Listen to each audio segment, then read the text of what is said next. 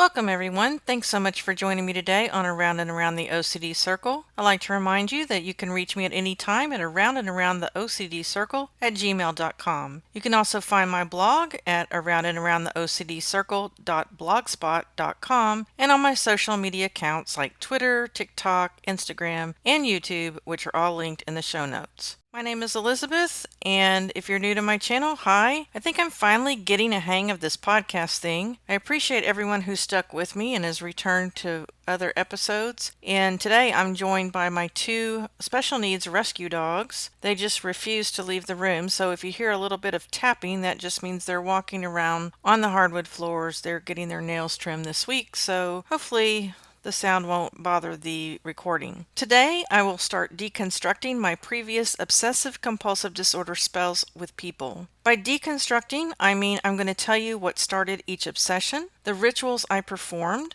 and the events that took place during each spell. My memory may be a little fuzzy since some of these obsessions started years ago, but I will try to do my best. And if you haven't already done so, please feel free to listen to my previous episode which explained how my OCD manifests itself through obsessions with people. The obsession spell I'm going to discuss today was definitely not my first obsession, but it is the most significant in many ways. It's the longest spell I've had to date, which was 6 years. It was probably the most intense, and it left the most casualties. It was the loss of my best friend and also the loss of my job.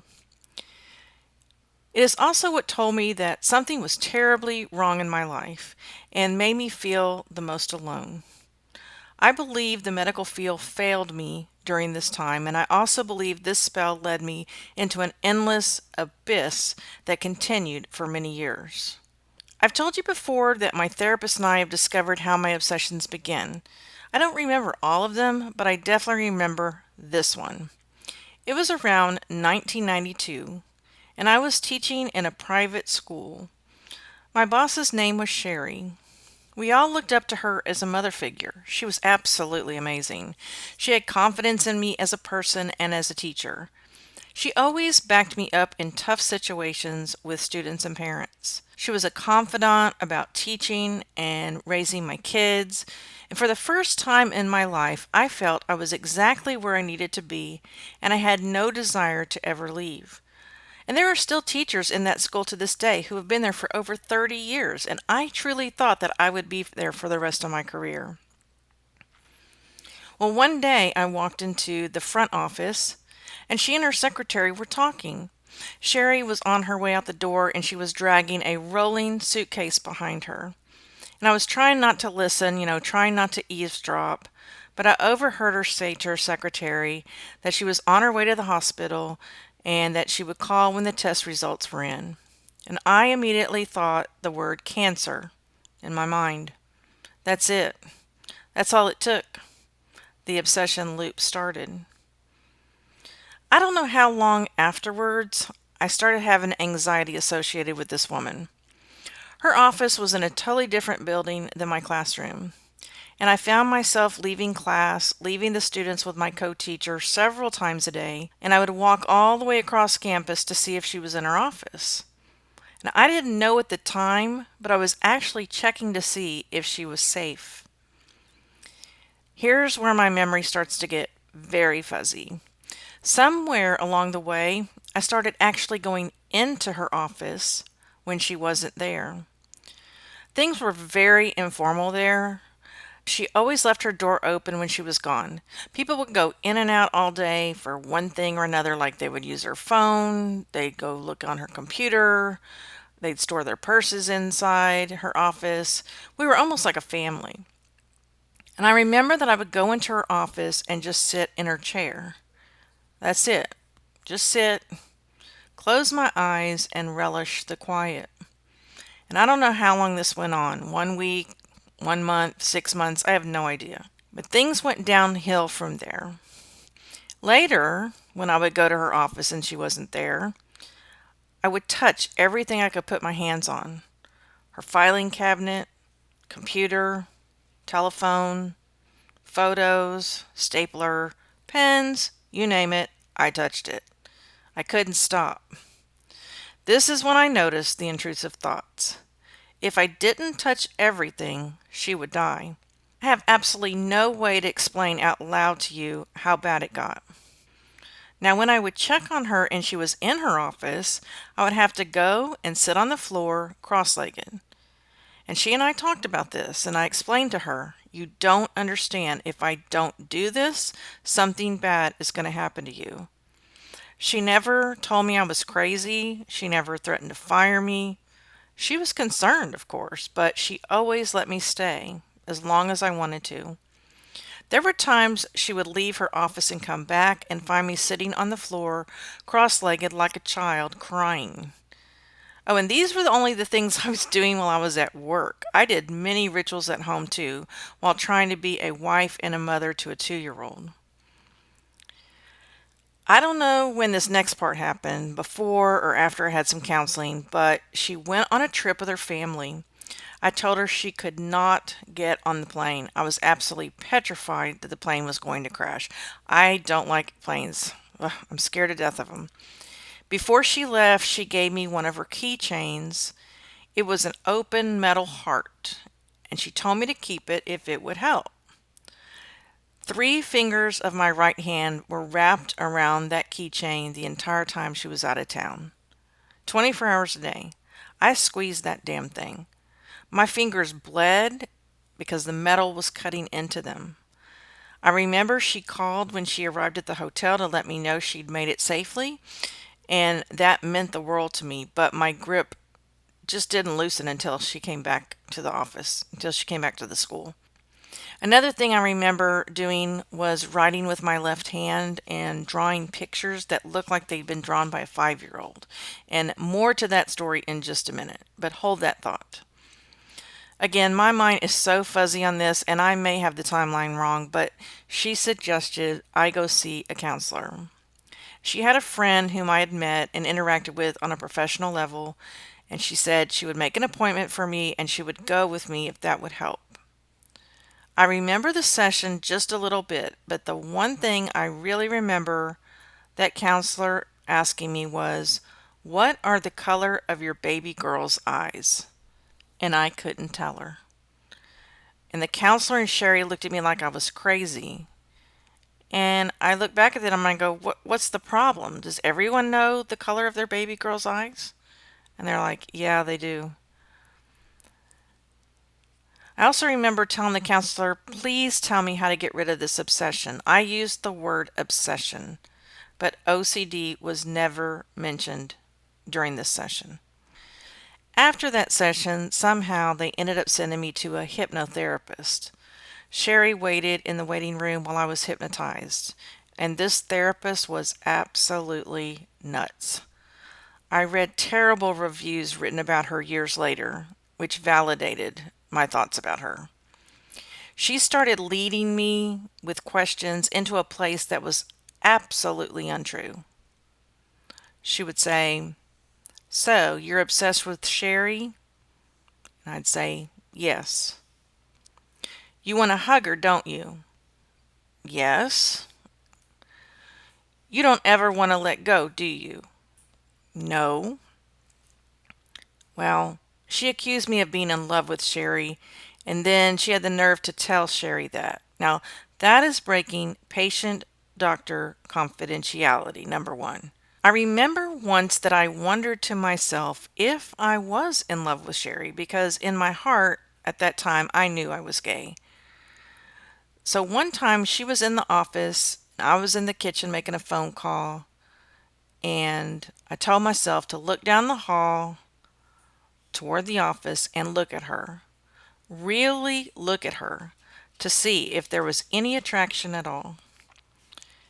And I was like, nope, nothing. I felt absolutely nothing. I felt like I was looking at my mother.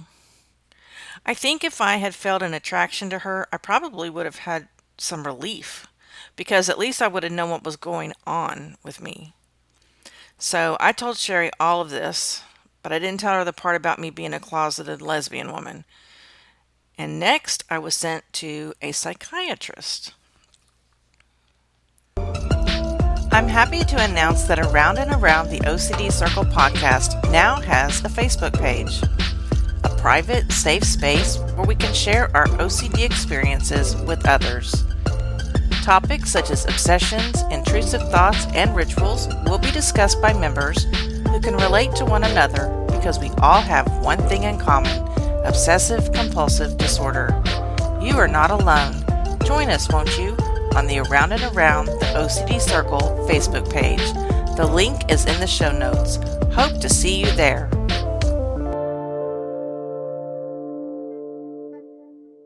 Now, before I tell you about what the psychiatrist did, let me explain what I think was going on all this time. If you remember in a previous episode, I briefly talked about a childhood trauma I went through. I can't mention it here because this podcast is being published on YouTube, and YouTube doesn't allow this word on their platform. This trauma lasted for at least 5 years, from about the age of 12 to 17, and because of this, I never felt safe, and I couldn't tell my mom. I also believe that at some point in my life, something may have happened where I felt like I had been separated from my mom, and I was scared. I don't know if I got lost, I don't know. Or she went somewhere and didn't come back for a while. Now remember, my current therapist and I discovered that my OCD loops start with an unclosed event in time. So I think that when Sherry was on her way to the hospital that day, not telling me what was wrong, things were very uncertain. Her health, her mortality. I was thinking cancer in my mind, and that there was no closure to that event. And it triggered the thoughts of me as a small, scared child being away from my mother, not feeling safe until she came home. That's just what I'm thinking. Now remember when I said I had been writing with my left hand and drawing pictures like a 5-year-old would? Well, somehow this information was relayed to the psychiatrist, and I found myself being tested for multiple personality disorder. And I told the guy, I said, I don't have multiple personality disorder. If you will just tell me how to get over this obsession with my boss, I can get on with my life. And again, obsessive-compulsive disorder was never mentioned in this session. I completed the test, which was grueling emotionally. I remember they drew blood before the test, so I had to fast, and then the test took like 2.5, 3 hours. Plus, I had to drive back to work. Afterwards, I hadn't eaten anything all day, and I fainted in the parking lot when I got out of my car. The gravel just dug itself right into the side of my face, and I was bleeding when I got into the office. The multiple personality disorder test was negative, by the way. Duh. But the conclusion was that I had borderline personality disorder, which is probably a little bit true, but still my OCD was not diagnosed. The National Institute of Mental Health defines borderline personality disorder this way. Quote, borderline personality disorder is a mental illness that severely impacts a person's ability to regulate their emotions.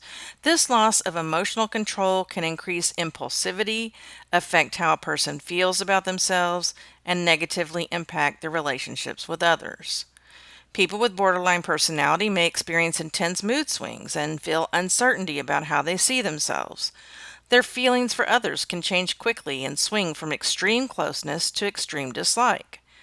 These changing feelings can lead to unstable relationships and emotional pain.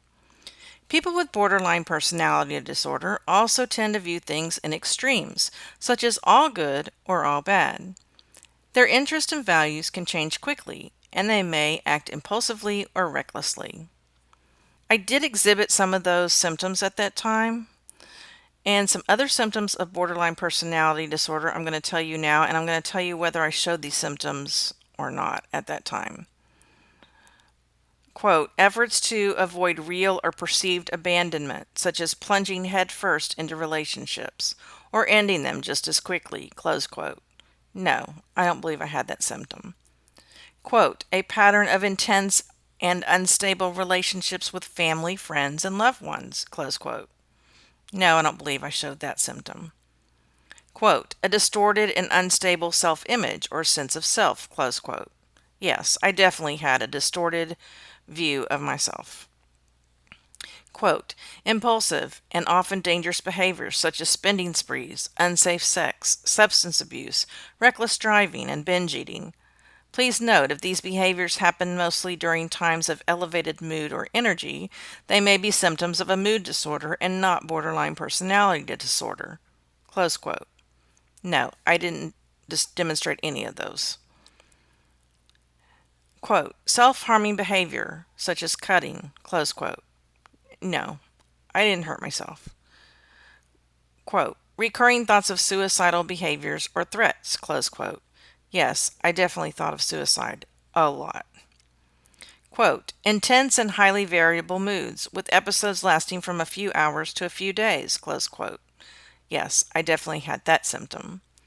Quote, chronic feelings of emptiness, close quote. Yes, I had that symptom. Quote, inappropriate, intense anger or problems controlling anger, close quote. Maybe a little bit. I did show some anger during this spell. And the last one, quote, feelings of dissociation such as feeling cut off from yourself, observing oneself from outside one's body, or feelings of unreality, close quote. Yes, I definitely dissociated during this OCD spell. Okay, so I went on Prozac soon after that, but I went to a different doctor. I also started seeing a counselor. She's the one that I've mentioned to you before who just nodded and agreed with me all the time. I saw her for 11 years. Things just never got better. OCD was never mentioned. And I think a lot of that is because at that time, the medical community was viewing OCD behavior as more tangible, like turning stoves off and on, locking and relocking doors, washing and rewashing hands, much like the Jack Nicholson character we see in the movie As Good as It Gets. It would be many years before I was finally diagnosed with OCD, and I'm going to talk about that in a later episode, and I got the help I needed. In the meantime, I had another baby, and I struggled through it. Sherry was very supportive, and I tried my best to leave her alone. I gave her keychain back, and I lied, and I told her I didn't need it anymore. But I realized years later that by suppressing my emotions and actions for another couple of years, I was getting worse on the inside, even though I looked better on the outside. There were times when she would ask me how I was doing, and I would actually say, just leave me the hell alone.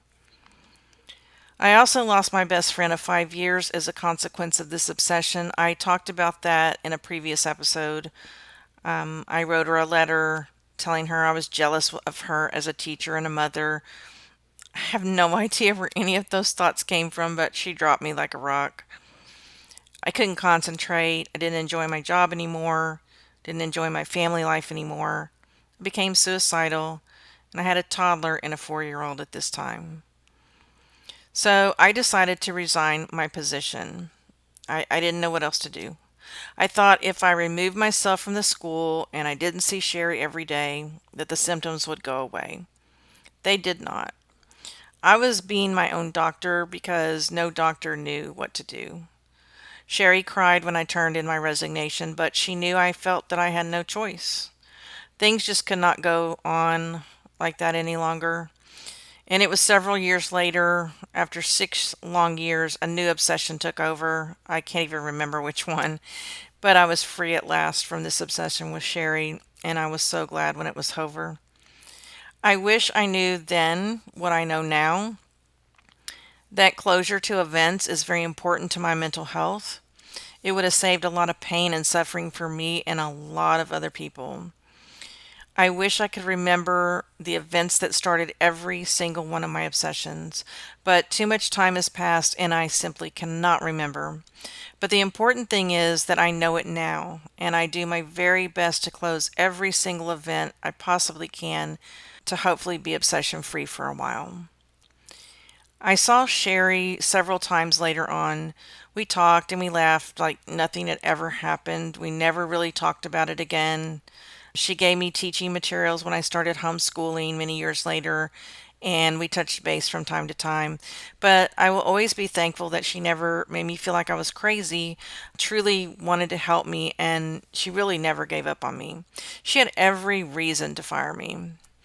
I haven't seen her in about 20 years now, but she's still around, and I did write her when I was finally diagnosed, so she knows that there is a name for what I have.